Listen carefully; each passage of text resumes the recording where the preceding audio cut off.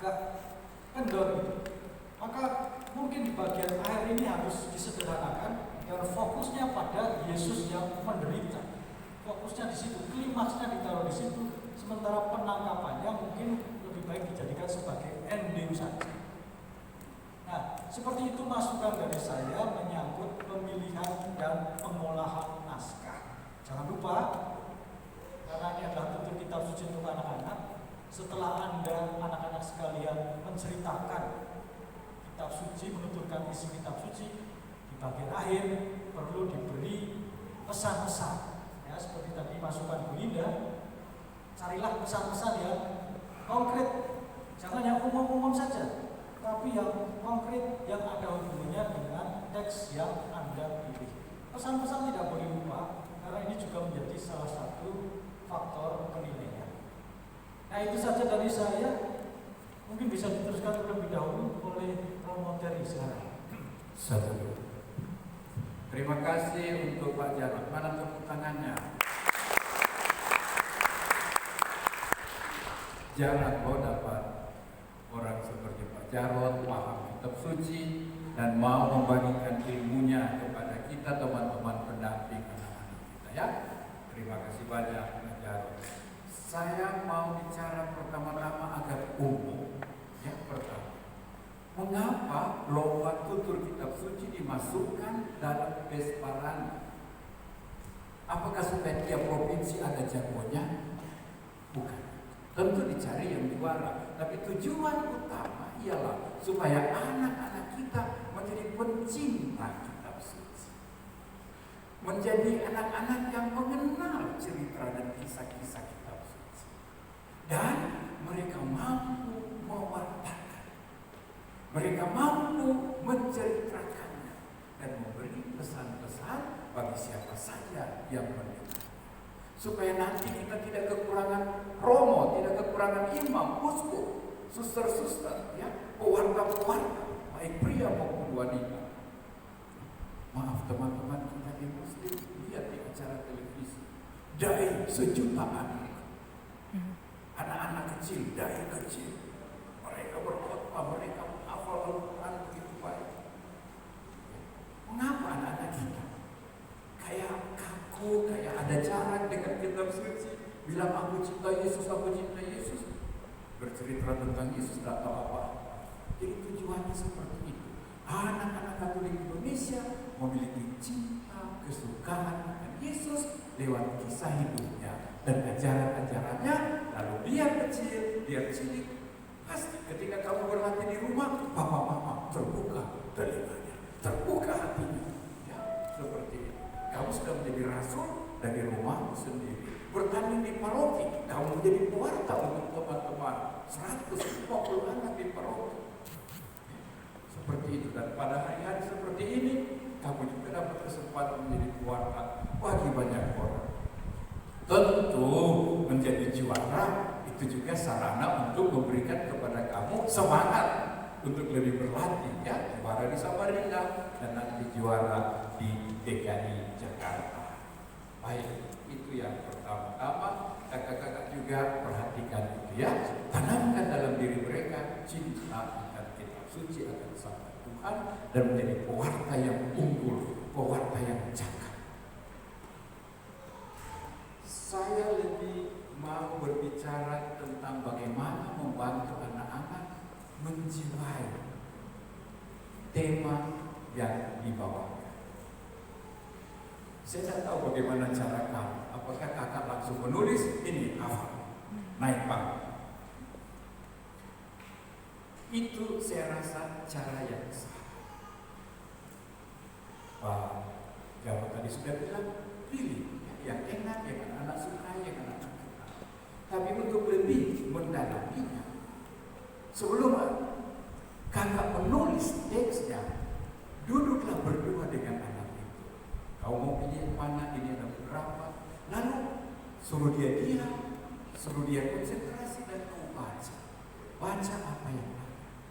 Sesudah baca, kau menceritakan dengan kata-katamu sendiri.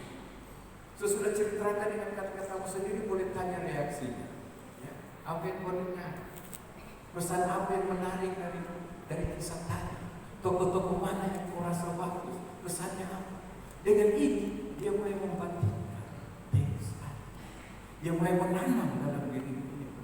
Lalu kau menambahkan, terangkan bagian demi bagian. Ya. Lalu kau mulai menunjukkan ini puncaknya, ini pesan utamanya. Ya. Ini yang paling penting Tuhan mau sampaikan ini lewat cerita. Bahkan kalau papanya atau mamanya memang menjadi pelatihnya, sebelum tidur malam, 3-4 malam, tiap malam sebelum tidur saya terangkan kembali. Sehingga alurnya satu demi satu tertanam, dan menjadi bagian dari jiwanya. Ya, menjadi bagian dari jiwanya. Misalnya tadi tentang Lazarus dan orang kaya.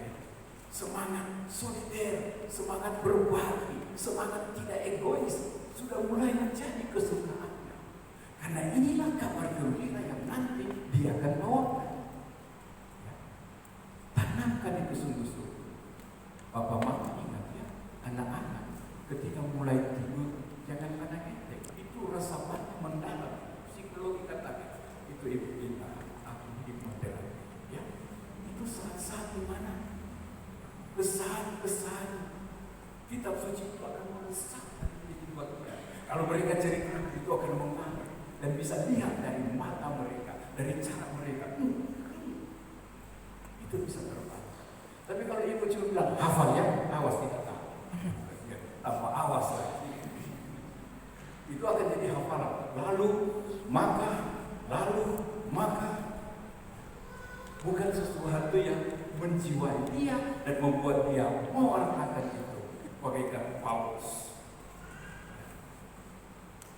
Perhatikan klimaksnya, ya, Pak Jarod sudah terangkan tadi. Lalu sebelum pentas, ini nasihat saya sebelum pentas. Saya sering buat itu bukan karena bertanding, tapi sebelum khotbah, sebelum kegiatan pernikahan. Seperti tadi, apa yang paling bagus dibuat tadi? Panggil dia duduk wajah, berdoa bersama-sama, mohon kehadiran Roh Kudus. Lalu sekarang bayangkan, engkau naik panggung, semua mata tertutup, visualisasi, hadirkan.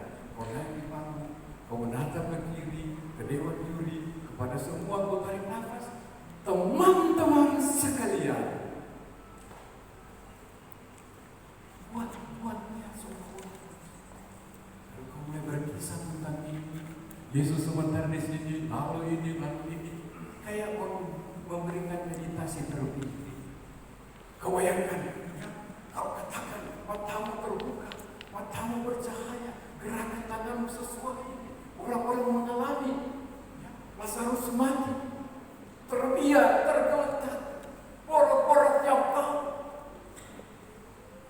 Lalu kau melihat, kau duduk di pangkuan, Lazarus duduk di pangkuan. Bantu dia melihat kembali apa yang dia mau ceritakan sampai selesai. Kau tenang, terima kasih Tuhan, saya percaya sebentar Engkau akan menuntun saya jalur demi jalur, bagian demi bagian, dan saya akan melihat semua orang menangkap kabar gembira. Jangan kita egois, kita murah hati, kita berbagi waktu, tenaga, uang, apa yang kita punya kepada orang lain, karena Tuhan akan membalas kepada kita melimpah dari apa yang kita berikan. Ini metode visualisasi ya. Atlet juga begitu. Bayangkan medali emas, bayangkan dia membuat salto, lalu membuat smash, mematikan. Itu membangkitkan satu keyakinan. Tapi juga karena itu dibuat dalam doa, itu menjadi satu doa juga kepada kita. Ya, baik. Kemudian perhatikan ya, klimaks dan tokoh utama. Kalau judulnya penyandaran Petrus, memang lebih banyak porsi untuk itu. Ya. Lebih banyak porsi untuk itu. Daniel, tiap kali berbicara tentang Daniel, ada tekanan khusus. Ya. Tokoh ini perlu ditampilkan. Jangan Darius lebih hebat kau bicara tentang Darius daripada Daniel. Tiap kali sebut sesuatu tentang Daniel, Ini topik saya. Ini andalan saya. Ini yang harus dikemukakan.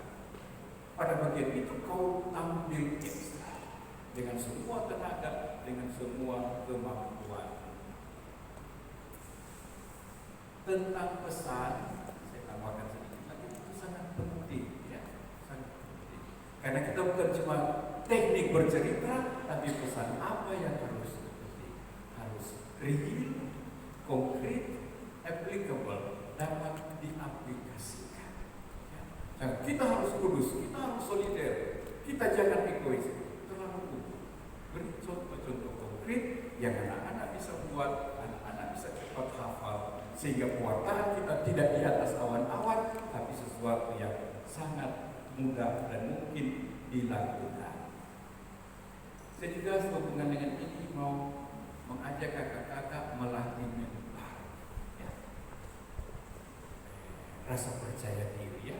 Jangan baru mulai langkah pertama terasa aduh seperti mau pergi naik di pengadilan ini.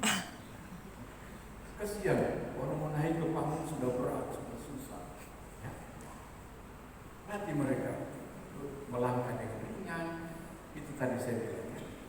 Tarik nafas, lalu dihembuskan perlahan, memberi ketenangan, keteduhan. Ya. Latih melangkah, naik ke atas panggung, ya. Relax, enteng. Ya. Jangan bilang awas ya.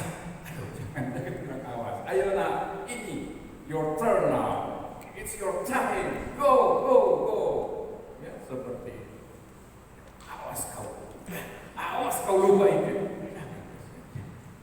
Bantu mereka untuk relax, mulai dari naik, ya. Kalau perlu melambai sebelum apa atau 1-2 kata, 1-2 salam sebelum waktunya mulai, supaya kau bisa cek suara saya begini, apa keluarnya begitu. Ya, ini. Ya, semakin profesional, itu hal kecil ini juga perlu diperhatikan supaya tidak seperti tadi, ya, volumenya ketinggian, apa anak lagi mulai tinggi, kesan pertama sudah jelek. Padahal kasihan dia tidak testing mic lebih dulu, atau tanpa disengaja mungkin technician salah angkat volume terlalu tinggi, kasihan anak jadi korban. Bisa teknik sambil di bawah, tes 1-2 dicoba. Tidak dilarang untuk tes mic sebelum, jangan sudah waktunya mulai tes mic 1-2 itu terlambat. Tapi sebelum diberi kesempatannya, kita bantu anak-anak kita sedini mungkin, setepat mungkin, supaya tidak jatuh dalam kesulitan-kesulitan teknis seperti tadi. 1-2, bagaimana memulai secara penuh kepercayaan diri dan menguasai, ya. Adik-adik perhatikan, sebelum kamu mulai, kamu bisa melihat, memandang semua dengan senyum. Kembali ke tengah, teman-teman sekalian, ya, jangan mesti sampai di muka, teman-teman sekalian. Ya. Atau kalau di sini ada 2 blok, ya, kamu lihat di sini, senyum di situ, tarik nafas, teman-teman sekalian. Pandang mereka, tatap mereka, beri senyum. Senyummu itu mahal, senyummu itu berharga. Kalau kau sudah senyum dan mereka balas, kau sudah rebut hati mereka. Ya, coba mulai dengan itu. Ya. Jangan sudah tegang, teman-teman sekalian. Kalau di sini ada 3 blok, ada 1 di sini, 1 di tengah, 1. Ya. Begitu juga ketika bercerita. Menghadap yang di kanan, menghadap yang di tengah, sedikit ke yang di samping, balik lagi ke tengah, balik lagi ke kiri, ke kanan, seperti itu. Belajar dari mama, lain dari ke kiri, ke kanan, ke kanan. Tatap juga semua supaya mereka kau kuasai dengan mata. Itu saja tambahan saya. Selebihnya nanti Ibu Lina. Semua yang kurang nanti Ibu Lina sempurnakan.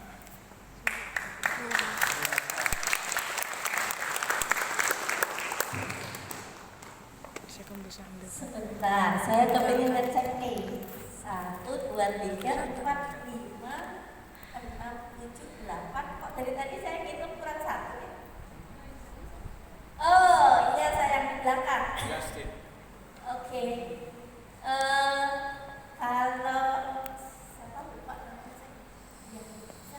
Septia. Pendampingmu mana? Oh, lagi keluar. Makanya dari tadi tak hitung kok kurang 1. Oke. Saya cerita berdasarkan pengalaman dulu ya. Saya waktu yang menang di UPAN itu anak Ambon. Nah, dia sama pendampingnya itu dekat banget.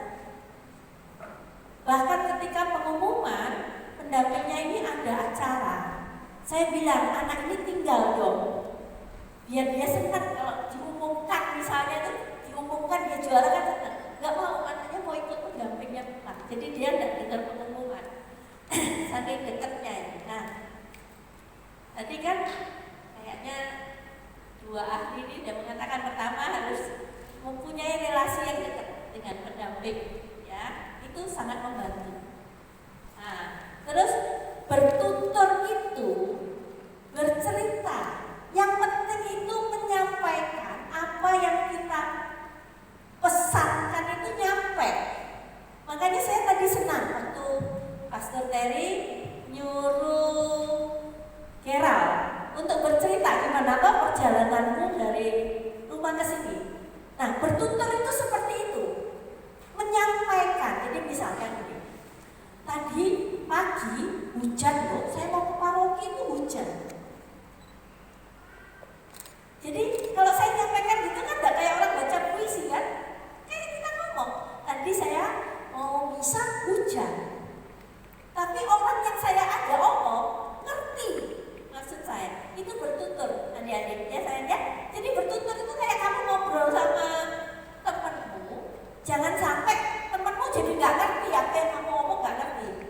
Tapi temenmu itu ngerti dan nyampe maksud. Oke? Ya, jadi seperti itu. Nah, tadi yang saya tekankan adalah kedekatan antara pendamping dengan yang didampingi, ya. Oke. Tadi yang disarankan sama Pastor Terry itu baik, diajak berdoa dulu, diceritain, kalau mau tidur pun diceritain, seperti itu ya puncaknya. Nah, saya ingat begini, saya pernah dapat ilmu dari almarhum Pak Adi Kurdi. Jadi di dalam bercerita, bertutur itu ada 4 hal. Yang pertama adalah dipikir. Yang pertama dirasa dulu. Ini cerita ini seperti Pak Jarod tadi bilang, ini cerita sedih atau cerita senang atau cerita perjuangan. Dirasa dulu. Yang kedua dipikirkan.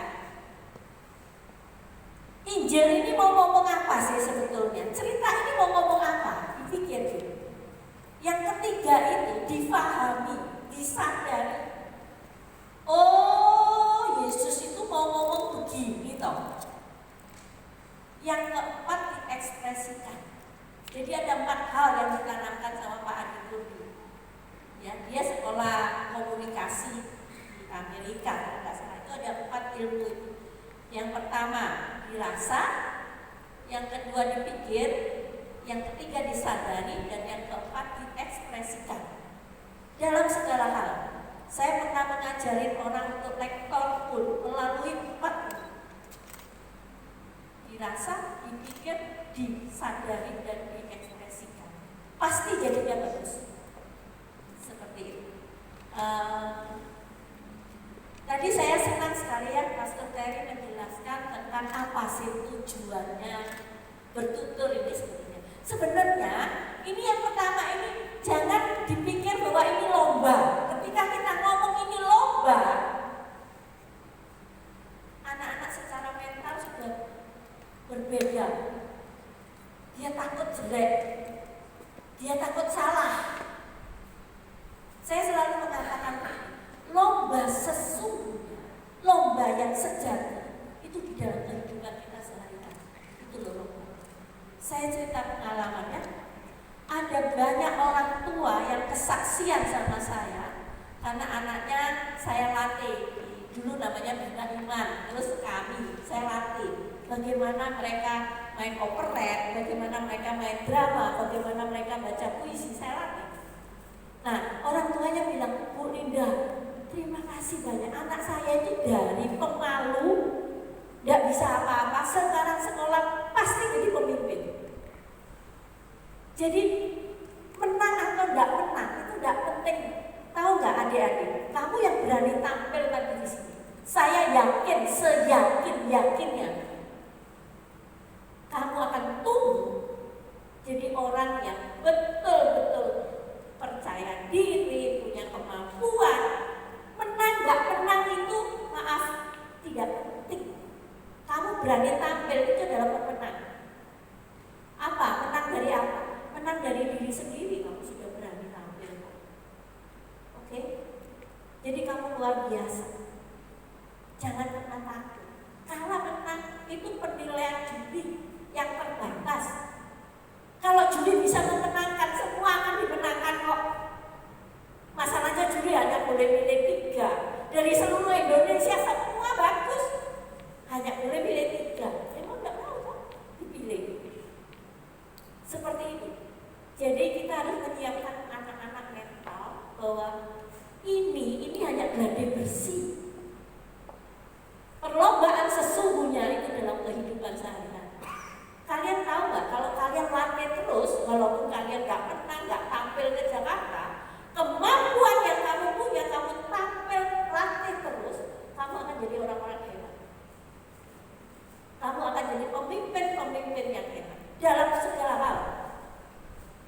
Saya ngomong ini nggak cuma, wah ini kan teori ngomong. Saya ngajar 40 tahun ngajar anak-anak. Saya tahu hasilnya sekarang bagaimana mereka. Jadi adik-adik jangan takut, jangan khawatir. Apapun yang kamu tampilkan, itu akan jadi modal besar buat kamu nanti. Buat masa depan kamu, di bidang kamu bekerja, di bidang apapun, itu adalah modal besar. Setuju ya? Setuju. Ya, kalian tuh orang hebat ya. Coba angkat tangannya adik-adik, angkat tangan. Oke, taruh di sini. Ayo, bilang, saya luar biasa. Saya luar biasa. Saya bangga dengan diri saya.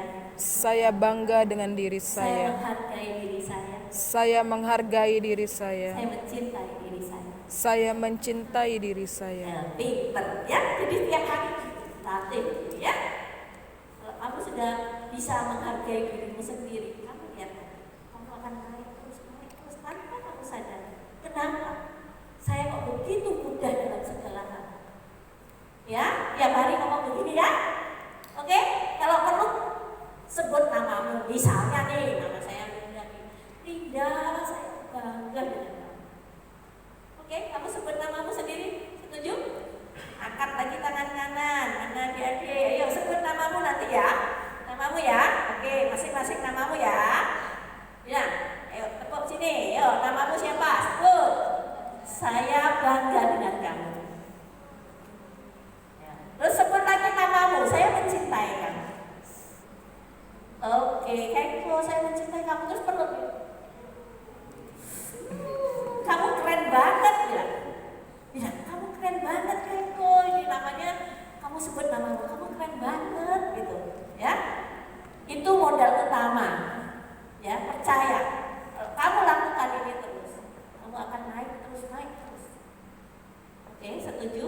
Setuju. Jadi adik-adik gak usah khawatir siapapun yang menang, yang gak menang, ini hanya salah satu langkah untuk kamu menuju kesuksesan. Kalau kamu pengen jadi artis yang hebat. Kalau kamu jadi stand up comedy, jadi stand up comedy yang hebat. Dan ini modal dari sini, dari gereja.